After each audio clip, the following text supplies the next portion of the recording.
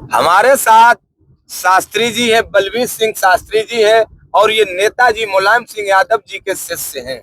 सारी जानकारी लेंगे। इन्होंने कई सरकारें देखी हैं, वरिष्ठ हैं और राजनीति में बहुत ही जानकार हैं। सारी जानकारी लेंगे सर। सब और धर्मवीर यादव जी हैं चौबेपुर।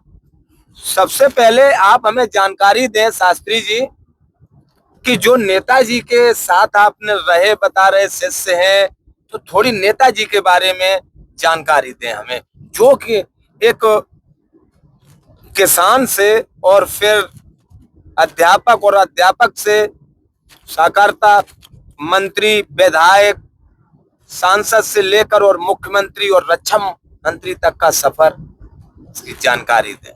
माननीय श्री मुलायम सिंह जी यादव, श्री लवेचू जैन इंटर कॉलेज करेल में सन 1964 में हमारा कक्षा 8 में उन्होंने प्रवेश कराया था। उस समय श्री रामरूप जी यादव चौबेपुर ये भी मुझे पढ़ाते थे, दोनों ही मेरे गुरु रहे हैं। माननीय श्री मुलायम सिंह जी यादव जी उस समय सबसे ज़्यादा बच्चों में लोकप्रिय थे। लोकप्रियता के साथ साथ बच्चों का कार्य भी करते थे। एक बार मेरे मामा श्री श्री भूरे सिंह यादव डांडा गांव पंचायत निनौली से आए और कहा कि साहब जो है ये हमारा भांजा है और इसकी फीस माफ करा देना। माननीय नेताजी ने उस समय सन 65 में जब हम कक्षा 9 में आ गए तो उन्होंने आधी फीस हमारी माफ कराई। इसी के साथ जब मैं पढ़ता था तो मेरी शादी तय हो गई। उस समय साथियों ने, विद्यार्थियों ने माननीय नेताजी से कहा कि बलवीर जी की शादी तय हो गई है साहब। माननीय नेताजी ने हमें खड़ा किया, बोले बलवीर तुम्हारी शादी तय हो गई, तुमके गुरुजी हो गई है, मिठाई नहीं खिलाई? तो बोले मैंने खिलाऊंगा। मैं घर गया और जाकर के अपने बाबा श्री मुंशीलाल जी से कहा, मैंने कि ऐसे ऐसे माननीय मुलायम सिंह जी ने कहा है कि मिठाई नहीं खिलाई। तो उन्होंने हमको 5 रुपए दिए। 5 रुपए दे करके हमने जो है मंगल चंद का पेड़ा उस समय जो है मटका में वो रखते थे, 2 रुपए के हमने पेड़े लिए और 3 रुपए हमारी जेब में आ गए। इंटरवल हुआ, मैंने नेताजी से पूछे, उनके साथ मिठाई ले आए। बोले बलवीर ऐसा करो कि रामरूप जी को छुपका से ले आओ। मैं रामरूप जी के पास गया, उनसे मैंने कहा गुरुजी आपको जो है श्री मुलायम सिंह जी ने बुलाया है। तो दोनों ही मित्रों ने जो है एक कमरे में बंद करके मिठाई खाई।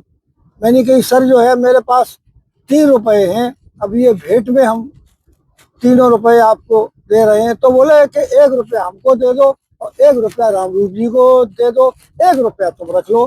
तो ये उनका स्नेह, आत्मीयपन, सहृदयता, ये उनका शुरू से रहा। नेताजी के हमने काफी वीडियो देखे हैं और नेताजी हमेशा ये उन्होंने कहा है, चाहे होली हो या दीपावली हो या रक्षाबंधन हो, काफी हम तो वीडियो उनके देखते रहते हैं। उन्होंने सभी कार्यकर्ताओं से, चाहे वो सांसद हो या विधायक हो या मंत्री हो, उनका ये कहना था कि आप ये देख लेना होली या दीपावली को कि किसी गरीब का ऐसा तो नहीं है घर के, उसके घर मतलब छूट जाए, पूरी न हो पाए पैसों के, अगर कोई गरीब है तो उसके घर पर पूरी जरूर करवा देना, ये बहुत बड़ी बात है।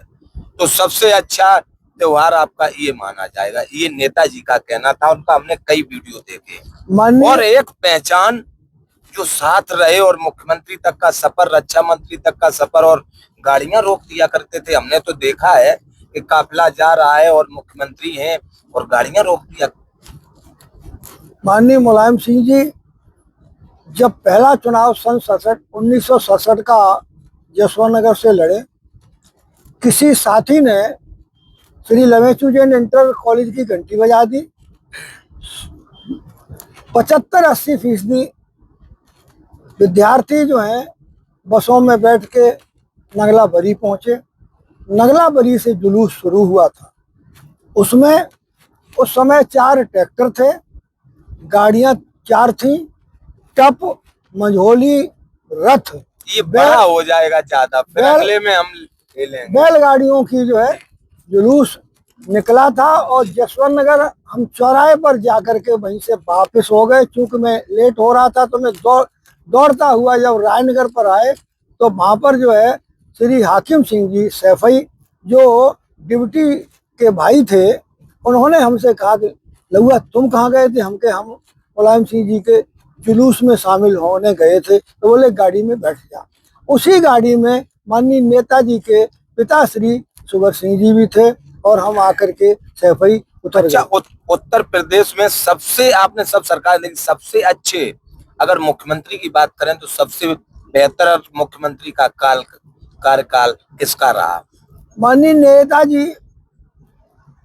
की जितनी लोकप्रियता थी, जी पूरे हिंदुस्तान की बात करता हूं, नेताजी मैं कह दूं मूर्ति पुत्रम, मूर्ति जी के पुत्र के रूप में प्रादुर्भाव हुआ और रमयन सहृदय गुणई सबके हृदयों में रमण करने लगे।